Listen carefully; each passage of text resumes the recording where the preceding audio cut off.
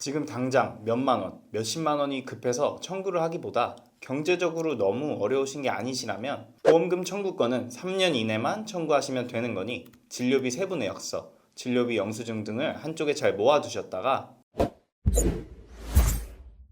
보험 전문가 정진욱 팀장입니다. 여러분께서는 우리가 가지고 있는 보험 중 어떤 보험이 가장 좋은 보험이라고 생각하시나요? 아마도 많은 분들이 실비보험을 떠올리실 것 같습니다. 국민건강보험의 보완용으로 도입되어서 지금은 없어서는 안 될 필수보험으로 자리 잡았는데요. 대한민국 인구 중 4천만 명이 가입한 거니까 정말 필수적인 보험이라고 생각하실 수 있겠죠.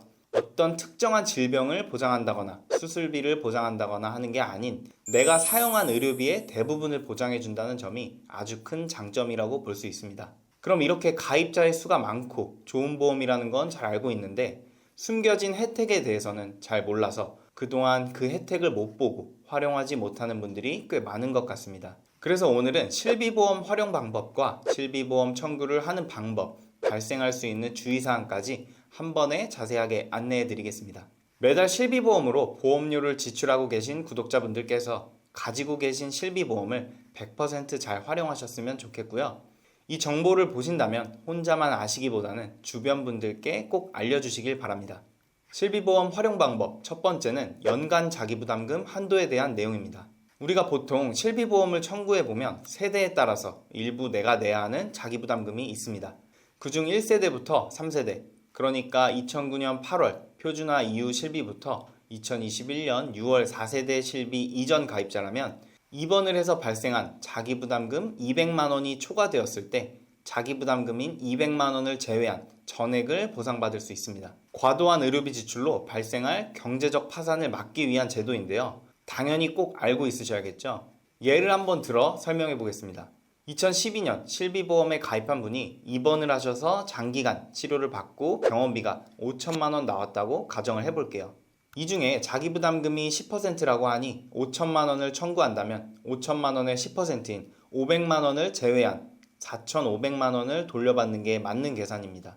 그런데 이 연간 자기부담금 한도를 적용하면 200만 원을 초과한 금액, 즉 5천만 원 중 200만 원만 제외한 4,800만 원을 돌려받게 되는 겁니다. 여러분께서는 이러한 연간 자기부담금 한도라는 좋은 혜택을 꼭 알아두셔서 혹시나 올 수 있는 과도한 의료비 부담을 덜어주시길 바라고요. 꼭 이러한 제도를 잘 이용하셔서 손해보는 일이 없도록 하셔야 할 것 같습니다.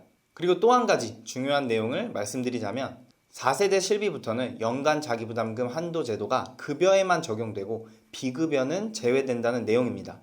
이게 정확하게 어떤 내용이냐면 4세대 실비 가입자가 급여 항목에서 치료비가 3천만 원이 나왔다고 가정해 보겠습니다. 그러면 4세대 실비에서 급여 자기부담금이 20%니까 3천만 원의 20%면 600만 원을 제외하고 2,400만 원을 돌려받아야 하는 건데 이 급여 부분은 연간 자기부담금 한도가 적용이 되니까 2,800만 원을 돌려받으시는 겁니다. 그런데 만약 치료비가 비급여로 3천만 원이 나왔다고 가정을 해보면 200만 원을 제외한 2,800만 원을 돌려받는 게 아닌 3천만 원의 30%를 제외한 금액, 그러니까 900만 원을 내가 부담해야 하고 2,100만 원만 돌려받게 되는 겁니다. 그렇기 때문에 만약 4세대로 전환을 고려하시는 분들은 이 점 꼭 참고하셔서 전환을 해주셔야 합니다.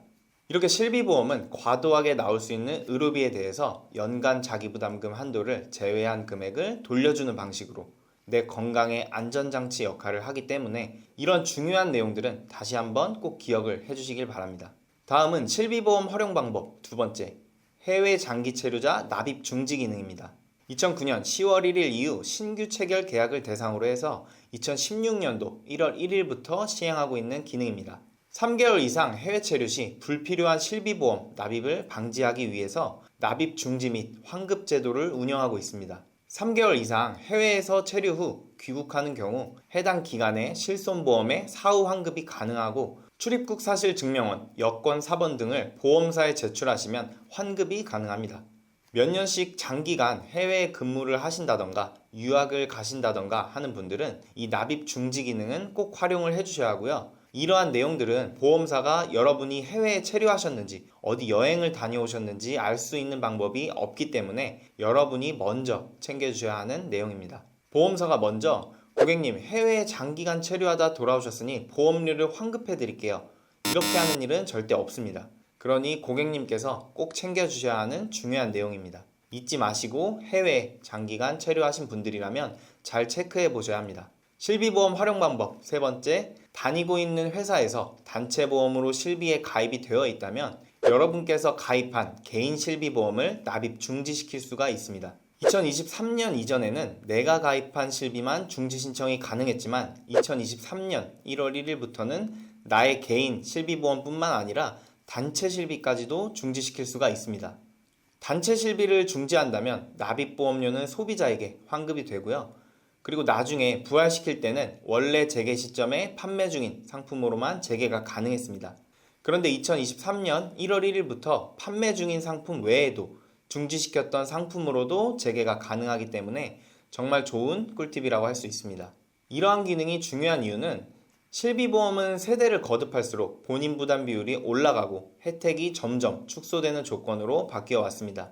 그렇기 때문에 1세대부터 3세대 실비를 가입하셨던 분들은 보험료만 내시고 보장을 받지 못하시다가 나중에 개인 실비로 재개하실 때 내가 만약 몸이 아프거나 병력이 생겨서 병원에 가야 하는데 현재 판매 중인, 즉 본인 부담금의 비율이 올라간 실비로만 재개가 가능해서 손해를 보는 것 같은 기분이 들 수도 있었을 겁니다. 그렇기 때문에 2023년도부터 판매 중지를 했던 실비로도 재개가 가능하게 바뀐 점은 정말 좋은 혜택 중 하나라고 생각합니다.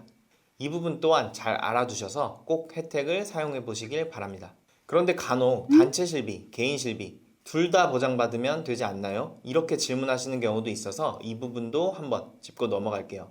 만약에 병원비가 3천만 원이 나왔다고 예를 들어보면 단체 실비보험에서 3천만 원, 그리고 내가 가입한 실비보험에서 3천만 원, 그래서 총 6천만 원을 받을 수 있지 않나 이렇게 생각하시는 경우가 있는데요. 보험 중 가장 좋은 보험이라는데 이걸 두 개나 받을 수 있다니 어떻게 보면 소비자의 입장에서는 참 합리적이라는 생각이 들 수도 있습니다. 하지만 실비보험은 비례보상이 원칙이기 때문에 단체 실비에서 1,500만 원, 개인 실비에서 1,500만 원 이렇게 합산 3천만 원 기준으로 보장을 받는 겁니다. 여기에 연간 자기부담금 한도 등도 다 계산을 해야 합니다. 이렇게 실비는 두 개 있다고 해서 두 배가 아니라 비례보상을 원칙으로 보장받습니다.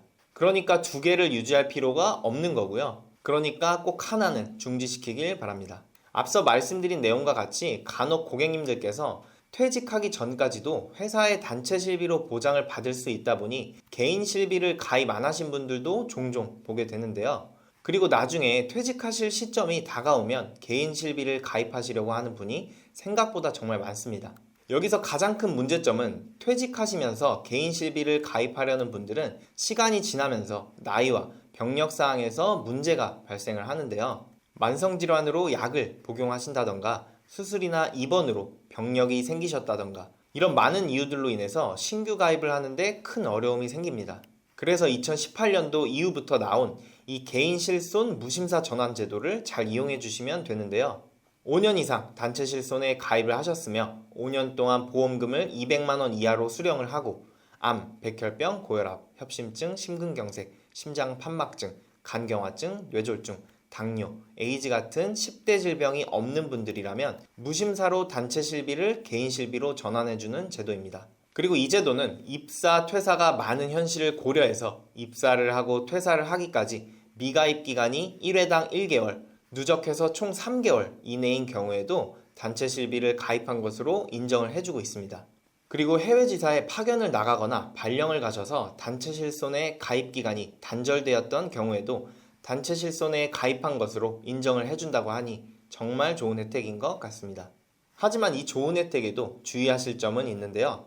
이직이나 퇴직으로 인해 단체 실손 종료 시 1개월 이내에 개인 실손으로 전환을 신청해 주셔야 한다는 점인데요. 1개월이 지나게 될 경우에는 개인 실손으로 전환이 어려우니 이 부분은 정말 유의하셔서 날짜를 잘 지켜주셔야 합니다. 여러분, 이렇게 실비보험에는 정말 숨겨진 좋은 기능들이 다양한데요. 추가적으로 실비보험 가입자라면 살면서 꼭 알아야 할 몇 가지 내용에 대해서도 한번 설명을 해드려 보겠습니다. 본 광고는 광고 심의 기준을 준수하였으며 유효기간은 심의일로부터 1년입니다. 실손보험 가입자라면 꼭 숙지해야 할 내용 첫 번째는 보험금 청구 방법입니다. 여러분, 보험 설계사들은 보험금 청구를 보통 언제 할까요? 일반적인 고객님들은 보통 병원에 갔다 오자마자 잊지 않기 위해 바로바로 청구하시는 경우가 굉장히 많더라고요. 그런데 보험 전문가인 저의 경우에는 바로바로 청구하지는 않습니다. 왜냐하면 내 실비보험이 A보험사에 가입되어 있어서 청구를 A보험사에 하더라도 나중에 B사, C사, D사 등 다른 보험사도 내가 청구한 이력들을 다 공유하기 때문입니다. 청구 이력이 ICPS라는 보험 신용정보 종합 시스템에 남게 되기 때문인데요. 여러분께서는 감기나 장염, 설사 아니면 관절이 아파서 이러한 흔한 질병들로 병원을 자주 방문하실 수도 있을 겁니다. 정말 흔하고 간단한 질병이기 때문에 편하게 병원을 방문하시는데요. 그런데 이런 흔하고 단순한 병력들로 인해서 실비를 계속해서 청구한다면 실비를 청구한 이력이 ICPS라는 보험 신용정보 종합 시스템에 남게 되고 추후에 보험을 가입하실 때 과다 청구자로 생각을 한다던가 대장용종 제거를 하고 청구를 하니 대장 부담보 몇 년, 허리가 아파서 도수치료를 받았는데 허리 쪽 질환 부담보 이런 식으로 일부를 제한한 심사 결과를 받아보실 수 있는 겁니다. 정말 심각하게 생각할 경우에는 인수를 거절하는 일도 발생할 수 있고요. 게다가 내가 모르는 질병 코드로 입력이 되어 있는 경우도 빈번하게 발생합니다.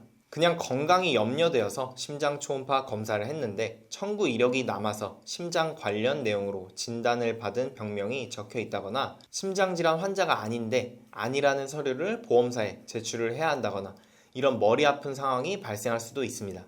그리고 거북목이나 일자목 등으로 질환이 있으셔서 간단한 도수치료나 물리치료를 받으시는 분들이 굉장히 많으실 텐데 이런 간단한 질환들로 인해서 병원을 다녀오신 지 3개월이 지나시면 원래 고지 대상이 아닙니다. 5년 이내에 동일한 질환으로 통원치료 7회 이상일 때 고지하는 건데 두세 번 도수치료를 받으신 부분은 해당이 안 되는 게 맞습니다.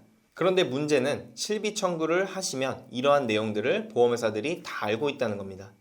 그렇다면 도수치료는 어떤 이유로 받았는지, 언제 다녀왔는지, 치료한 사유가 어떻게 되는지 전부 다 고지를 하라고 요청할 수도 있는 겁니다. 그럼 후유장애, 수술비, 종수술비, 골절 진단비 등 전부 다 인수 거절이 나오거나 가입 금액을 반으로 줄여야 한다거나 여러 가지 제약이 생길 수 있습니다. 지금 당장 몇만 원, 몇십만 원이 급해서 청구를 하기보다 경제적으로 너무 어려운 게 아니시라면 보험금 청구권은 3년 이내에만 청구를 하시면 되는 거니 진료비 세부 내역서, 진료비 영수증 등을 한쪽에 잘 모아두셨다가 가입할 보험들을 다 준비를 하시고 한 번에 청구를 하는 게 더 현명한 방법이라고 말씀드리겠습니다. 그리고 혹시나 오해하실까봐 말씀드리면 병원에 간 거 청구 안 하면 어차피 보험사가 모르니까 청구 안 한 건 다 고지 안 하고 가입하면 되겠네요. 이렇게 착각하시는 경우도 종종 있습니다. 그럼 조회가 안 된다면 고지를 안 하고 가입하면 안 될까? 그렇게 하시면 큰일 납니다. 청구를 하고 안 하고는 상관이 없고요. 고지의 대상에 해당이 되신다면 다 고지를 해야 합니다. 최근 3개월 이내에 질병 확정 진단, 질병 의심 소견, 치료, 입원, 수술, 투약 등의 의료 행위를 받으신 적이 있습니까? 최근 3개월 이내에 마약, 혈압 강화제, 신경 안정제, 수면제, 각성제, 진통제 등의 약물을 상시 복용한 적이 있습니까? 최근 1년 이내에 검사로 인해서 추가적인 검사 및 재검사를 받은 사실이 있습니까? 최근 5년 이내에 입원, 수술, 동일 질환으로 계속하여 7일 이상 치료, 계속하여 30일 이상 약을 복용하신 적이 있습니까? 최근 5년 이내에 암, 백혈병, 고혈압, 협심증, 심근경색, 심장판막증, 간경화증, 뇌졸중증, 당뇨, 에이즈, 직장 또는 학문 관련 질환으로 진단을 받거나 치료받으신 적이 있다. 이 부분에 해당하는 건 무조건 고지를 하셔야 합니다. 예를 들어서 고혈압으로 진단을 받아서 약 처방 30일을 받았지만 약을 안 먹고 버렸다고 가정해 볼게요. 실비 청구도 하지 않았습니다. 그래도 이건 고지 대상입니다. 왜냐하면 고혈압은 5년 이내에 중대질병에 속하기 때문에 진단받은 것 자체만으로도 고지 대상인 겁니다. 가입이 가능할 수도 있습니다. 하지만 보험의 목적은 내가 나중에 아플 때 보험금을 받는 것이 목적인데 고지 의무를 위반하고 가입한다면 나중에 큰 문제가 발생할 수도 있습니다. 보험금 청구를 하였는데 보험회사에서 조사가 나와서 해당 사항을 알게 되고 지급 거절이 된다던가 하는 불리한 상황에 처할 수가 있게 된다는 거죠. 절대로 고지사항에 해당되는 내용이라면 숨기시면 안 됩니다. 하지만 반대로 고지사항에 해당이 되시질 않는다면 굳이 말할 이유는 없습니다. 근데 이걸 실비를 청구했다는 이유만으로 보험사가 다 알고 있어서 불이익을 받으실 필요가 없다는 거죠. 다시 한번 말씀드리지만 실비보험 청구는 내가 가입할 보험들을 다 가입하고 정리가 된 뒤에 해주시는 걸 추천드립니다. 오늘 이렇게 실비보험을 가지고 있는 분들이라면, 그리고 앞으로 가입할 예정이신 분들이라면 무조건 알고 있어야 하는 팁들과 청구를 언제 하는 게 좋은 건지, 그 외에 다양한 실비보험 활용 방법 등을 알려드렸는데요. 이 영상을 보신 분들은 주변 분들께 실비보험의 이런 숨겨진 꿀팁에 대해 혼자만 아시는 게 아니고 많은 분들에게 소개를 해주시고요. 앞서 소개해드린 내용들은 보험 전문가가 아닌 이상 모를 수밖에 없는 내용들이라고 생각합니다. 그래서 더욱더 꼼꼼하게 하나하나 짚어보았고요. 실비보험이나 그 밖의 보험들도 꼭 전문가를 만나서 제대로 상담을 받고 가입을 하는 게 중요하다는 점 잊지 않으셨으면 좋겠습니다. 보험은 적금과 같은 재테크 수단이 아니라 불확실한 위험에 대비하는 대비책이라는 점 또한 잊지 않으셨으면 좋겠고요. 현재 내가 가지고 있는 보험에 대한 조언 및 컨설팅, 전반적인 관리가 필요하다고 생각되시는 분들은 댓글창 상담 신청 링크를 걸어놨고요. 언제든지 연락 주시길 바랍니다. 오늘 내용 도움되셨다면 구독과 좋아요, 알림 설정 부탁드리겠습니다. 다음에도 유익한 내용으로 찾아뵙도록 하겠습니다. 본 광고는 광고 심의 기준을 준수하였으며 유효기간은 심의일로부터 1년입니다.